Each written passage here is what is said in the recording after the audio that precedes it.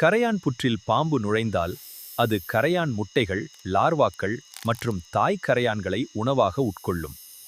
பாம்பு புற்றை கட்டுவதில்லை, மாறாக கரையான்கள் கட்டிய புற்றை உணவிற்காகவும் குளிர்ந்த பாதுகாப்பான இடத்திற்காகவும் தற்காலிகமாக பயன்படுத்துகிறது. கரையான் புற்று குளிர்ச்சியாக இருப்பதால் பாம்பு ஓய்வெடுக்கவும் உள்ளே இருக்கும் சத்தான கரையான் முட்டைகளை உணவாக உண்ணவும் நுழைகிறது.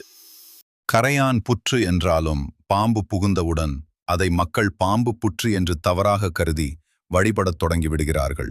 கரையான் புற்றெடுக்க கருநாகம் குடிபுகுந்தது என்ற பழமொழி உழைப்பவர் ஒருவர், பயனடைபவர் வேறொருவர் என்ற அர்த்தத்தில் பயன்படுத்தப்படுகிறது.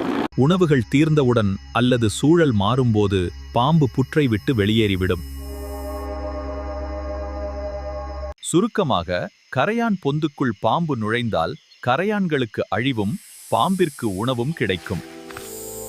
இந்த வீடியோ பிடிச்சிருந்தா லைக் பண்ணுங்க ஃப்ரெண்ட்ஸ், சப்ஸ்கிரைப் பண்ணுங்க ஃப்ரெண்ட்ஸ். நன்றி.